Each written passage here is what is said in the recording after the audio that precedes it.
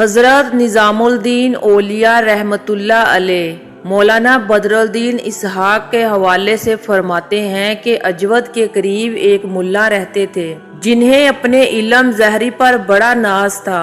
درویشوں کو ہمیشہ بھی علم سمجھ کر حقارت کی نظر سے دیکھتے۔ ایک دن ملا صاحب حضرت بابا فرید رحمت اللہ علیہ کی خدمت میں حاضر ہوئے۔ اس وقت مجلس روحانی میں بہت سے لوگ موجود تھے۔ ملا صاحب نے بیٹھتے ہی اپنی علمیت اور ہمدانی کے قصے شروع کر دیے۔ حضرت بابا فرید رحمت اللہ علیہ نہایت دلجوئی اور دلچسپی کے ساتھ ملا صاحب کی باتیں سنتے رہے۔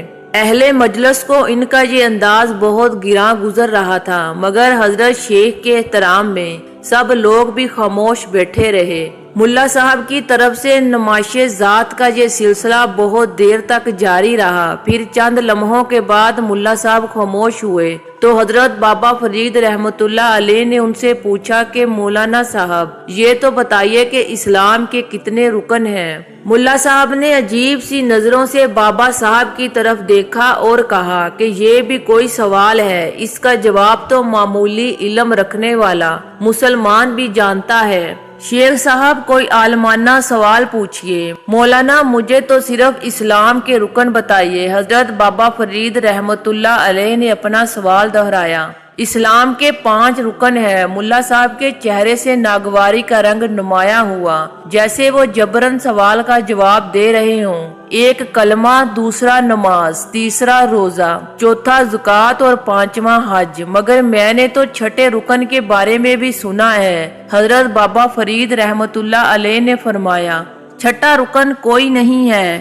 یکایک ملا صاحب بڑک اٹھے۔ آپ نے جو کچھ بھی سنا ہے وہ غلط ہے، ایسا ہرگز نہیں ہے۔ حضرت بابا فرید رحمت اللہ علیہ نے نہایت تحمل کے ساتھ فرمایا کہ میں نے تو معتبر اہل علم سے سنا ہے کہ اسلام کا 6واں رکن روٹی ہے۔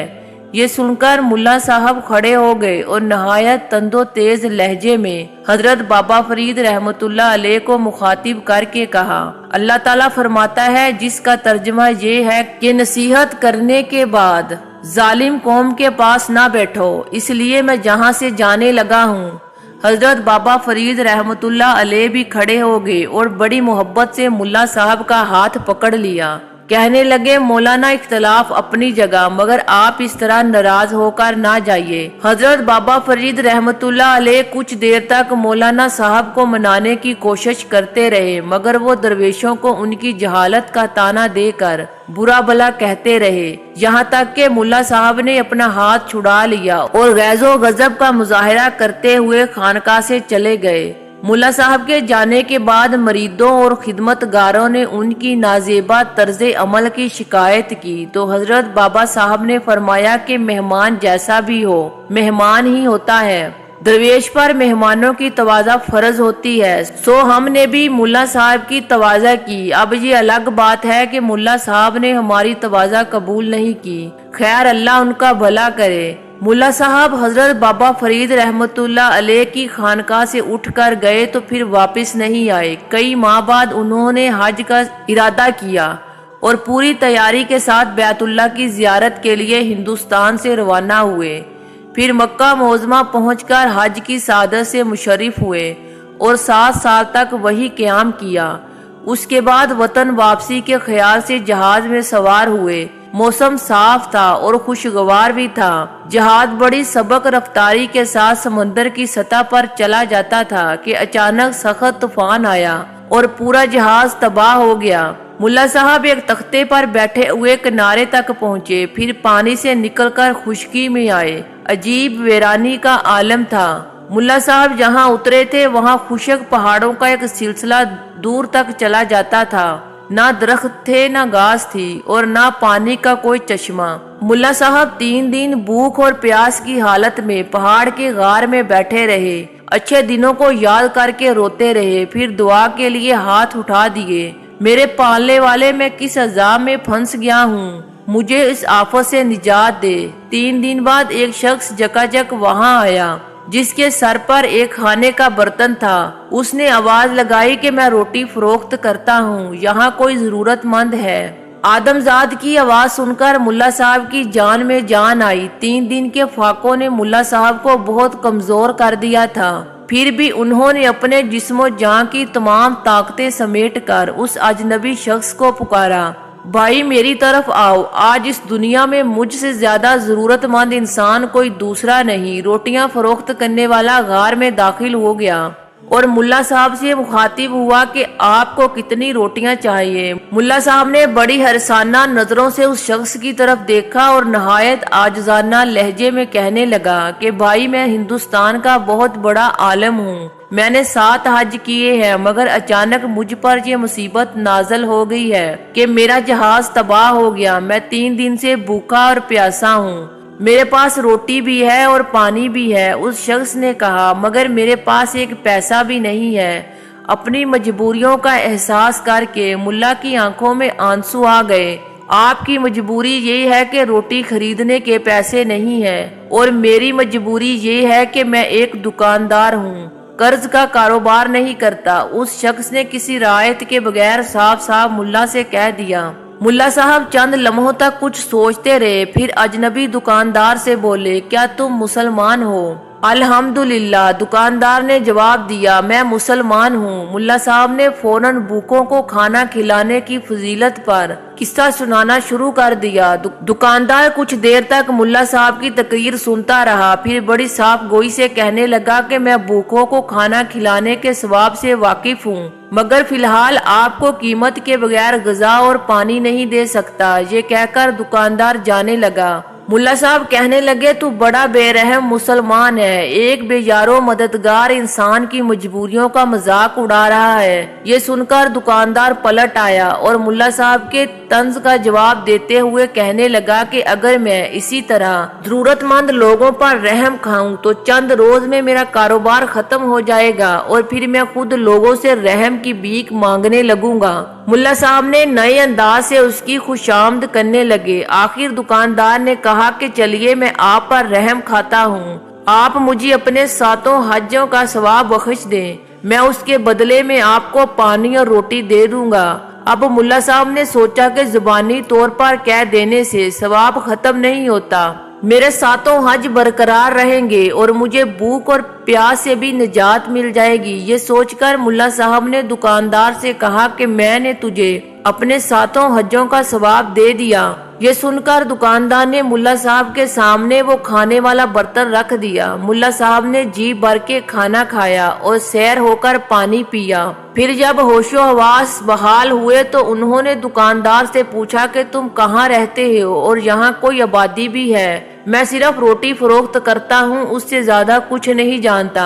ये कहकर दुकानदार ने खाली बर्तन उठाए और गार से निकल गया, मगर उनकी ये कोशिश रायगाह गई। दुकानदार पहाड़ों के बीचों बीच कहीं गायब हो गया। मुल्ला साहब कुछ देर तक उसे ढूंढते रहे, फिर उस ख्याल से गार में वापस आ गए कि कहीं रास्ता न भूल जाऊं और इस अजनबी इलाके में कोई नई आफत न नाजल हो जाए। मुल्ला साहब एक अमीर मरहूम पर अजनबी का इंतजार करने लगे, मगर 3 दिन तक वो नहीं आया। भूख और प्यास की शिद्दत से एक बार फिर मुल्ला साहब की हालत गैर हो गई। आखिर चौथे रोज वही दुकानदार सर पर वही खाने का बर्तन रखे नमूदार हुआ। मुल्ला साहब किसी बकारी की मानद उसके सामने गिड़गिड़ाने लगे, आप तो आज भी तही दस्त और तही दामन हैं। दुकानदार ने मुल्ला साहब से कहा, अब आपके पास फरोख्त करने के लिए क्या बाकी रह गया है? मेरे रोजे बाकी हैं, मुल्ला साहब ने रिक्कत अमेज लहजे में कहा। दुकानदार ने उन्हें खाना खिला दिया और मुल्ला साहब के तमाम रोजों का सवाब लेकर चला गया। 3 दिन बाद जब मुल्ला साहब भूख और प्यास की शिद्दत से चीखने लगे तो वो दुकानदार सर पर खाने का बर्तन रखे फिर गार में दाखिल हुआ और मुल्ला साहब की ज़कात का सवाब लेकर भी चला गया। मुल्ला साहब फिर भूख और प्यास का शिकार हो गए। चौथे दिन वही शख्स उसी अंदाज से आया और तमाम उम्र की नमाजों का सवाब लेकर उसके बदले में रोटी और पानी देकर चला गया। 3 दिन के वक्फे के बाद 5वीं बार वो शख्स गार में दाखिल हुआ तो मुल्ला साहब उसे देखते ही चीख चीख कर रोने लगे।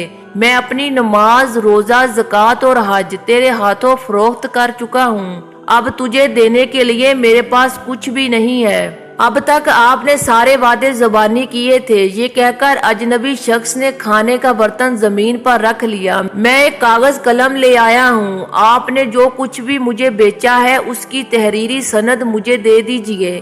ملا صاحب نے یہ عبارت کاغذ پر درج کر دی۔ میں نے ایک وقت کی روٹی اور پانی کے بدلے میں اس شخص کے ہاتھوں اپنے 7 حج کا ثواب فروخت کیا، پھر زندگی بھر کے روزوں کا ثواب فروخت کیا، یہ ساری عمر کی زکوٰۃ کا ثواب فروخت کیا، اور آخر میں تمام نمازوں کا ثواب بھی فروخت کر دیا، اور آج میں ایک وقت کی روٹی اور پانی کے بدلے میں یہ تحریر لکھ کر دے رہا ہوں۔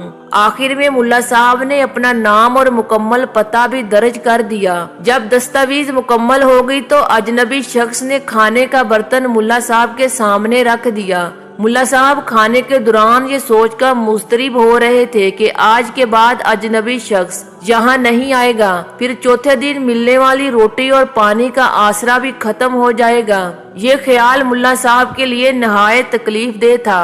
ان کے ذہن میں مختلف خیال ابھر رہے تھے اور وہ اس عذاب سے نجات حاصل کرنے کے لیے کوئی تدبیر بھی سوچ رہے تھے۔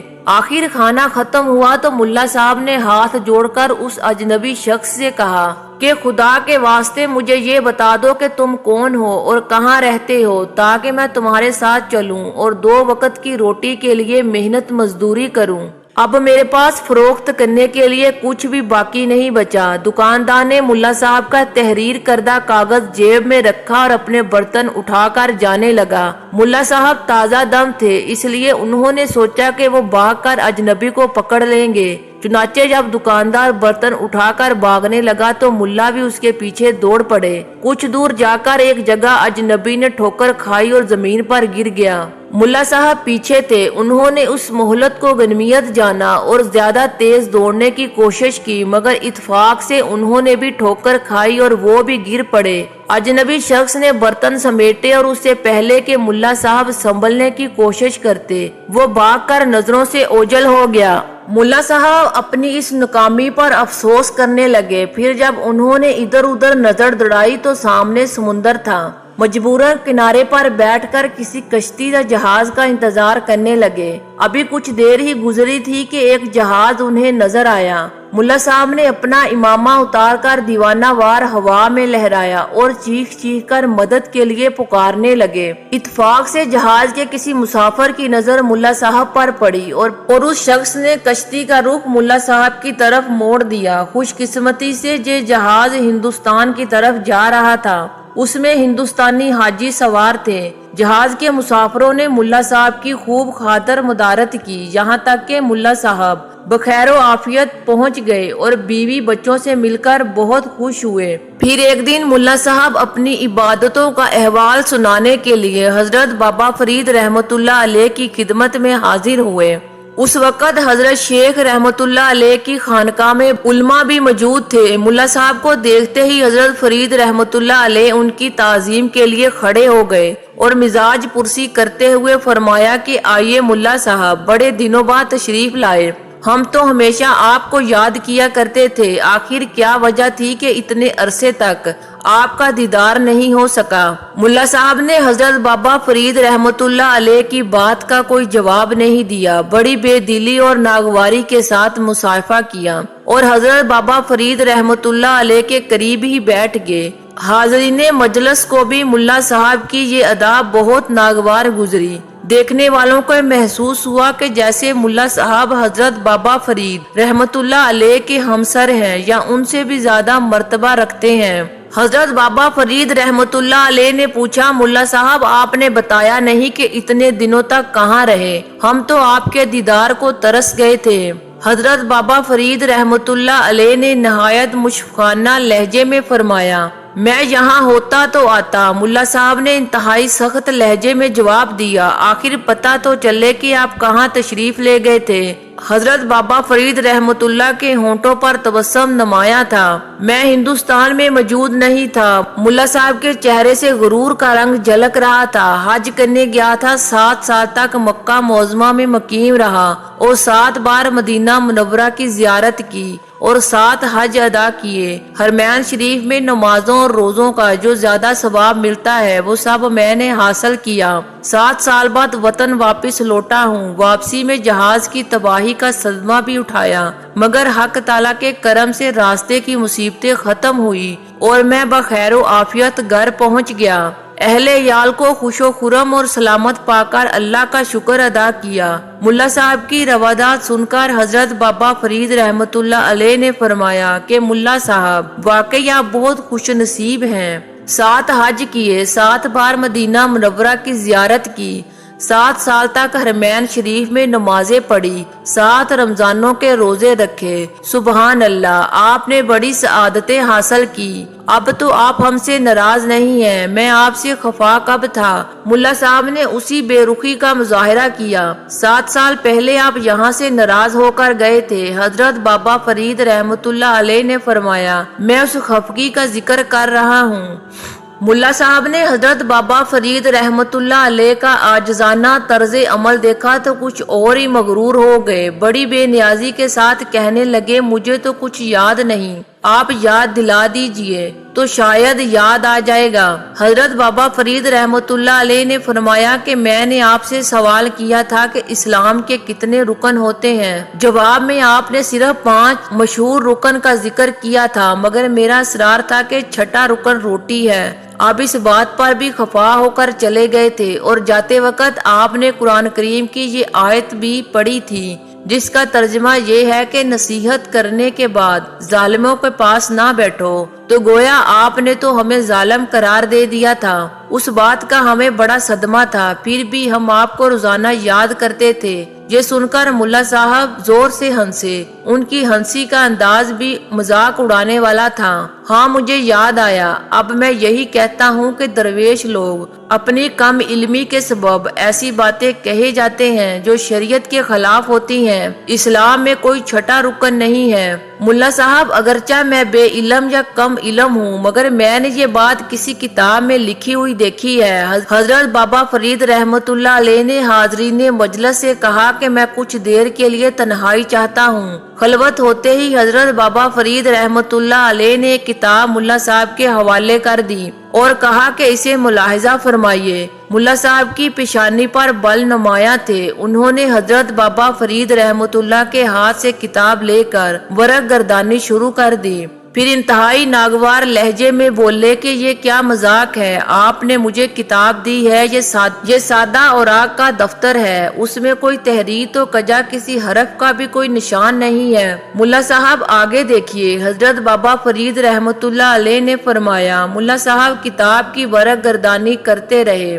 ہر ورق سادہ تھا۔ اس سے پہلے کہ ملا صاحب پھر کسی مذاق کا ذکر کرتے، یکایک ان کی نظر ایک عبارت پر پڑی۔ یہ وہی تحریر تھی جس میں ملا صاحب نے اپنی زندگی پر کی عبادتوں کا ثواب ایک نان فروش کے ہاتھوں فروخت کر ڈالا تھا۔ ملا صاحب چند لمحوں تک حیرت و سکوت کے عالم میں بیٹھے رہے، پھر ایک زوردار چیخ ماری اور حضرت بابا فرید رحمت اللہ علیہ کے قدموں میں گر پڑے۔ کہنے لگے، میں نے آپ پر بڑا ظلم کیا ہے۔ ملا صاحب رو رو کر اپنی زیادتیوں کا اعتراف کر رہے تھے۔ اٹھیے ملا صاحب، مجھے آپ سے کوئی شکایت نہیں ہے۔ حضرت بابا فرید رحمت اللہ علیہ نے محبت بھرے لہجے میں فرمایا، ایک معمولی سا اختلاف تھا، سو وہ بھی آج ختم ہو گیا۔ ملا صاحب اپنے غرور و تکبر، جھوٹی شان اور جارحانہ رویے سے توبہ کی اور حضرت بابا فرید رحمت اللہ علیہ کی غلامی کا طوق اپنی گردن میں ڈال لیا۔ مرید ہونے کے بعد کسی نے انہیں بولتے نہیں دیکھا۔ جب تک زندہ رہے ہر وقت روتے رہتے تھے۔ تو محترم دوستو، حضرت بابا فرید کے سمجھانے کا ایک خوبصورت انداز تھا اور آپ کی ایک شاندار کرامت تھی۔ اللہ سے دعا ہے کہ اللہ تعالیٰ اپنی بارگاہ میں میرا بیان کرنا اور آپ کا سننا قبول فرمائے۔